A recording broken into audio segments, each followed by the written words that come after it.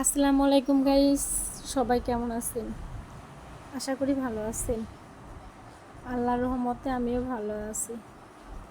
এই তো সকালবেলা উঠলাম, উঠে রুটি বানাবো, সাথে করলা ভাজি করব। আমাদের বাসা থাকলে কি হবে, গ্রামের মতোই সব কিছু, গ্রামের মতোই। বাইরের ভিউটা অনেক সুন্দর। আটাতে আমি গরম পানি দিয়ে দিতেছি। এই তো ডোল তৈরি করে ফেললাম। বেশিরভাগ সময় আমার প্রতিদিনই প্রায় রুটি বানাইতে হয় সকালবেলা। দেখেন আমাদের বাসার ভিউটা কত সুন্দর, কত সুন্দর লাগতেছে। মাঝে মাঝে যদি রুটি আটা না থাকে, সেক্ষেত্রে দেখা যায় আমি অন্য কিছু ভাত রান্না করি কিংবা অন্য কিছু, কিন্তু প্রতিদিন সকালবেলা আমাকে রুটি বানাইতেই হবে। কারণ বাসায় ডায়াবেটিসের রুগী আছে, তো এই জন্য আমাকে রুটিটা বানাইতে হয়। বাচ্চাদের জন্য আবিজাবি করতে হয়। তো রুটি বানানো প্লাস করলা ভাজি শেষ করে আসছিলাম আমি বাচ্চার সুজিটা বানাইতে। সুজিটা রান্না করে আমি চুলাটাকে ভালোভাবে ক্লিন করে নিব। রুটি বানানো হয়েছে, সকালবেলা রান্না করা হলো, এই জন্য আমি মুছে নিব। প্রতিবার রান্না করার পরে যদি একটু মুছে রাখা হয়, দেখা যায় দেখতেও ভালো দেখা যায়। পরবর্তী রান্না করার বার আসলে পারাও এতটা খারাপ লাগে না। যে কোনো জিনিসই যদি একটু দেখতে সুন্দর দেখা যায়, সেটা রান্নাঘর হোক কিংবা খাবার টেবিল হোক, বিছানাপাটি, রুম টুম পরিপাটি থাকলে আসলে ভালো লাগে। এই তো আমি আসলাম মুছতে। এখানে হালকা আলো ভীম ওটাই লিকুইড ভীমটা পানির সাথে মিশিয়ে আমি কলারের বোতলে ভরে নিয়েছি, সেটা আর কি একটু স্প্রে করে নিলাম। বাসায় যে মাজনিগুলো থাকে সেগুলা দিয়ে আমি আর কি মেজে নিব, একটু ঘষে ঘষে মেজে নিয়ে পরিষ্কার করব।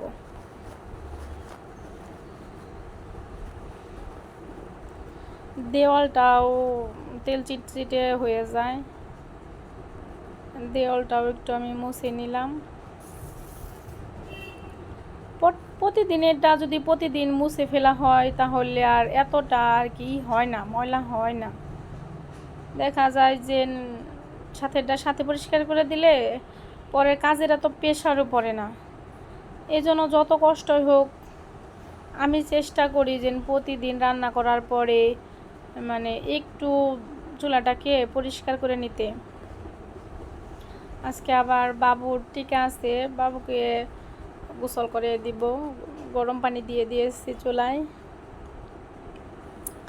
আমাদের এই যে জ্বালানা দেয়, গাছ দেখা যায়, গাছের পাতা দেখা যায়, ভালোই লাগে দেখতে রান্না করার সময়।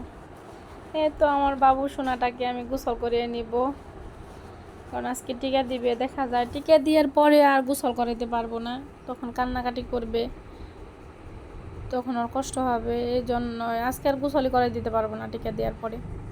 এই জন্য সকাল 11টা বাজে, এখন গোসল দিয়ে নিয়ে যাব।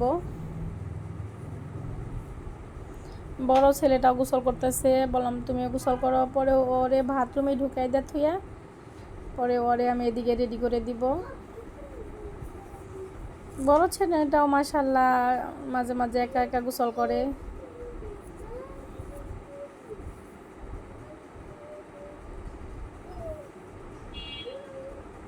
রেডি করিয়ে একটু খাবার খাওয়াবো, খাবার খাওয়িয়ে তারপরে নিয়ে যাব, বাহিরে যাব। বাহিরে একটু কাজ আছে আমার রুমে। এলো হলুদের গুঁড়াটা শেষ হয়ে গেছে,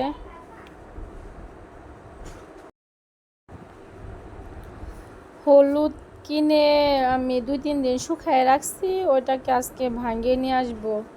এই জন্য ওকে রেডি করে, নিজে রেডি করে একবারে বের হয়ে যাব, হলুদ সহ বের হয়ে যাব হলুদ নিয়ে। যাই হোক, আমার ছোট ছেলেটাকে আমি রেডি করে দিচ্ছি। এদিকে মুখের মধ্যে জানি কি দিয়ে ফেলাইছে, বাচ্চা সব সময় দেখে রাখতে হয়। এক এক সময় কী কী মুখে দেয় ওটা বের করছে দেখে আমার ছেলেটা এই তো কান্না করা শুরু করছে। এই তো বড় ছেলেটা বের হয়ে গেছে, নিজে নিজে রেডি হয়ে গেছে, গেঞ্জি প্যান্ট পরছে, আমিও রেডি হয়ে গেছি। এই তো যাচ্ছি, টিকা দিতে যাচ্ছি।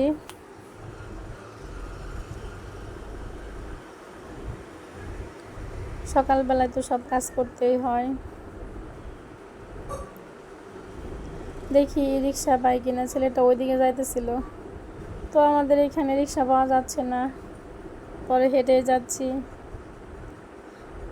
কেন্দ্রটা বেশি দূর না আমার বাসায় থেকে, 5-7 মিনিট লাগে, পরে হেঁটে আসলাম। এ তো কেন্দ্রে এসে পড়েছি। আপনারা সবাই ভালো থাকবেন। আল্লাহ হাফেজ।